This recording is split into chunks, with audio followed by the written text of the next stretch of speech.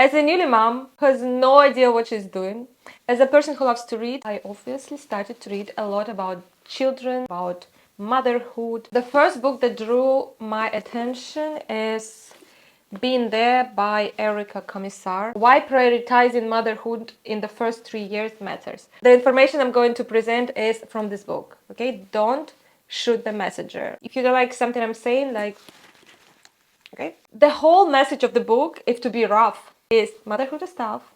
Not everyone has to be a mother, but if you decided to be a mother, you owe your child and you must make sacrifice, because we are fed up with the idea that we can have it all at the same time, which basically is not true according to Erica Commissar, and I agree with her on that. You can have it all, but not at the same time. And if you as a mother not ready to sacrifice your time and your career, your social life, maybe you're not in the right season of your life for having a baby. Everything she says in this book, she backs up with the research. She talks about emotional presence, and of course, emotional presence is more important than physical presence. But without physical presence, you cannot be emotionally present for your child. Emotional presence means that your full attention belongs to your kid. You cannot be at home sitting on your phone, on the internet, watching TV, reading books, and your child is just being there next to you. Emotional presence is basically you sitting on the floor while your child is playing. And every time your child looks at you, your eyes are there for him, to support him, to smile at him, to encourage him, to hug him when he's upset. She talks a lot about importance of being present there for a child. Nevertheless, it doesn't mean you should be 24/7 there. If you're burned out, it doesn't matter how hard you try. You cannot give emotional support to your baby. So it is important to be away for a child. It is healthy for mommies, for children. It just has to be in the right proportion. Make sure you take time for yourself. You meet your friends. You make time for this yoga class or for the gym session, just for the walk around the block. Being recharged for a mother, meaning that she can be a better mother. Not everyone has the opportunity to take a maternity leave. Some of us have to go back to work as soon as possible. But if you go back to work, your child still has to be your priority. Maybe you can go back to work part-time. Maybe you can work from home. Or if you have to go back to work full-time, unfortunately, you have sacrificed your social life, your friends, anything else, because after work, you have to make your children priority. We have probably all heard about attachment theory. There is a secure attachment, what we really want for our babies. There is avoidant attachment, there is ambivalent attachment, and disorganized. This is very important because this influences the way our children gonna live, build relationships, deal with stress, overcome difficulties. All of that depends on their attachment type. It takes at least 18 months to build this, according to this book, which means that at least 18 months you have to be there physically and emotionally for a baby as much as possible. Another tip that I really liked is 1 in, 1 out. If you have a couple of meetings a day and there is some time between those meetings, it is better if you spend this time between the meetings outside. It's better than come in and say hi to your baby and then say bye again. It's going to traumatize your child more than just longer absence. How to separate with your baby correctly. First of all, say goodbye. Don't try to just sneak out hoping that he won't notice. Explain him the reasons. Express your sadness. I'm leaving now. I have to go to work. I'm so sad. I'm gonna miss you.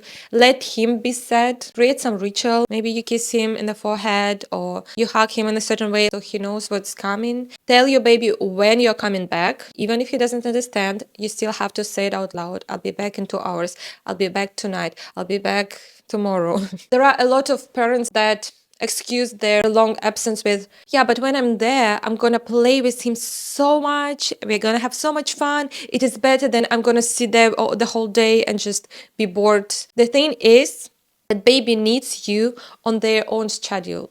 You might be there for 2 hours ready to play and be active and be full attention, but your baby doesn't need you at this moment as much. Maybe he's busy with his toys and you should leave him alone with his toys. You shouldn't interrupt and be like, hello, I'm there, let's play. Or maybe your child really needs his mom out of those 2 hours when you have time for him. You cannot predict when your baby needs you exactly. You cannot just put it in the calendar and be like, okay, these 2 hours, gonna be the best 2 hours of my child's day. No, you don't know that. Your baby might need you a lot when you're absent, and when you're back, he's already busy doing his things, and in this particular time, he doesn't need you as much. How to repair connection when you're back?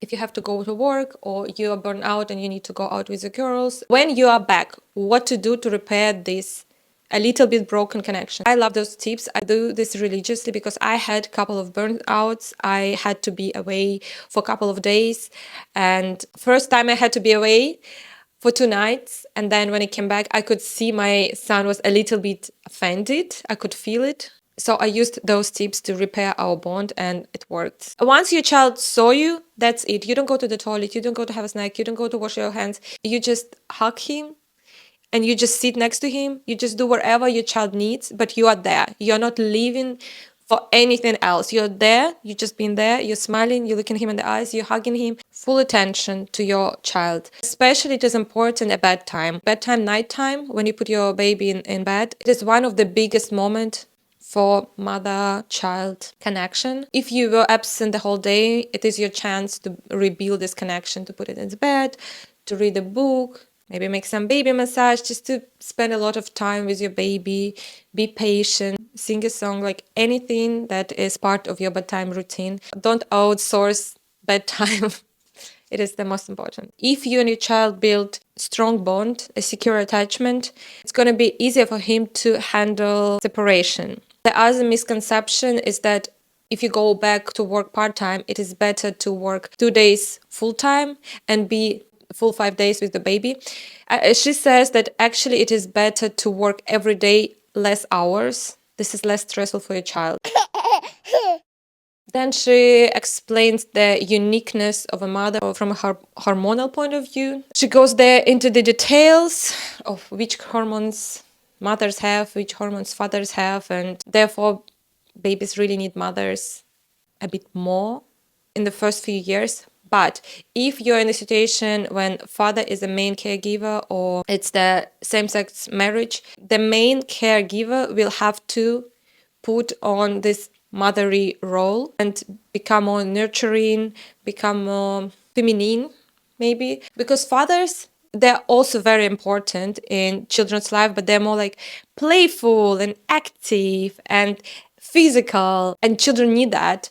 But they also need moms who are more like nurturing, calming, supportive, caring. The main caregiver will have to adapt those qualities and become that for the child in the beginning of his life.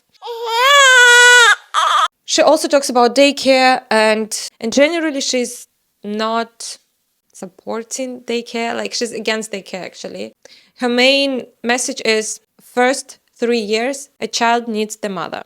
That's it. But of course, we live in a modern world and you can have a babysitter or maybe create some community of moms that you could share a babysitter, or maybe you can find a relative that could watch after your baby. She said that the best babysitter is someone from your family, someone who is gonna stay in child's life for a long time. Overall, if you have to give your child to daycare, it has to be a few hours, maybe 5 hours maximum. I actually have a good experience. So first of all, I had to give my baby to daycare for 2 reasons. I have to go back to work, but I start part-time.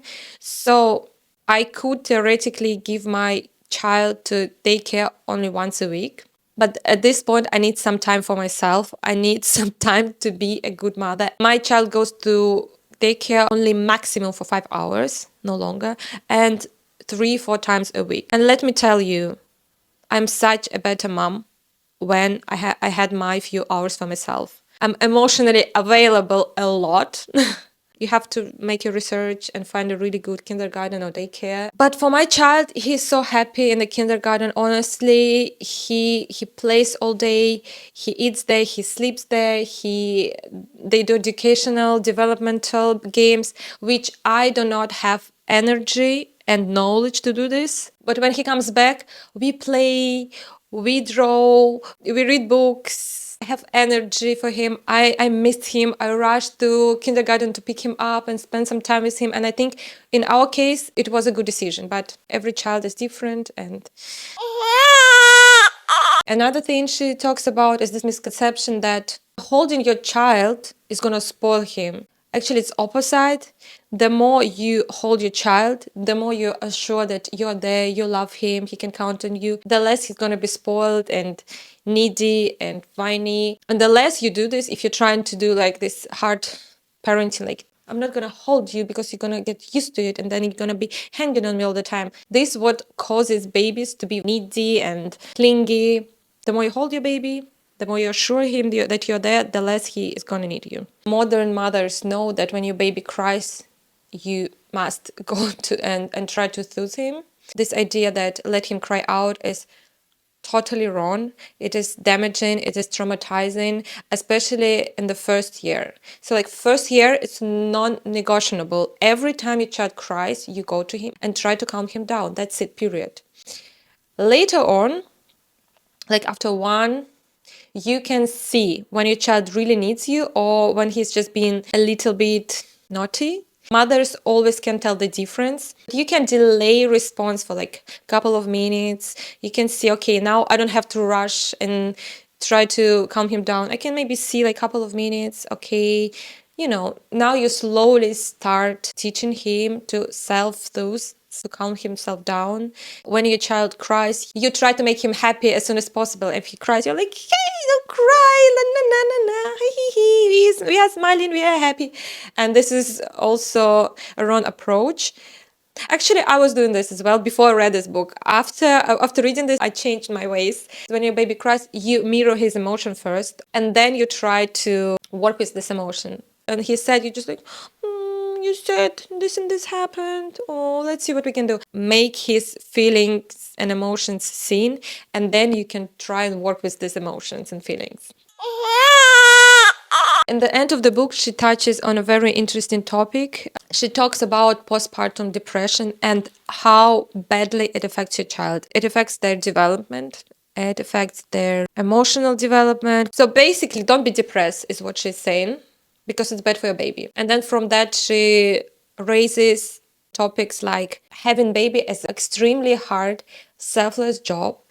And when you decide to have a baby, be prepared that it's gonna take all of your energy, it's gonna take all of your time. You will have to sacrifice your social life, your career, your love life, your sex life. You will have to make a lot of sacrifice, and knowing that is gonna make transition maybe easier. For example, in my case, my husband and I, we really wanted to have a baby. We were like 100% ready, 100% sure, and we were prepared for the worst. Honestly, when we got our child, we were prepared for such a disastrous life that for us it was like, actually, it's not that bad. I collected all the bad feedback from our friends with children. We were like, okay, we're gonna get through this. So when it arrived, for us, it wasn't as bad. We did not think of having a child as this fairy tale land of happiness and pure joy. And in that, it was happiness and pure joy. Another thing is, of course, it is important to organize help. If you have an opportunity, like family members, friends, never be shy to ask for help, because not asking for help is going to cost you and your child a lot. Another topic she raises, I partially agree with, is that in modern society, the importance of a career is so big. A part that adds to postpartum depression is this feeling of being behind. Oh, look, all of my peers are already so far in their careers and I have to be there laying down with my child and change the diapers. It can affect you in the first years of your motherhood so heavily. What you can do is maybe surround yourself with like-minded women who preferred motherhood in this season of their lives. Try maybe to stay away from social media. This is where you see that everyone is so far ahead of you. She talks a lot about those topics in greater depth than I am. I'm here just to summarize. I think it's a good book. I would recommend to read it if you have time, but don't be hard on yourself because everyone's situation is different. You're doing your best. You can take a few tips from this book. Don't give yourself a hard time over it. I have next book prepared for you.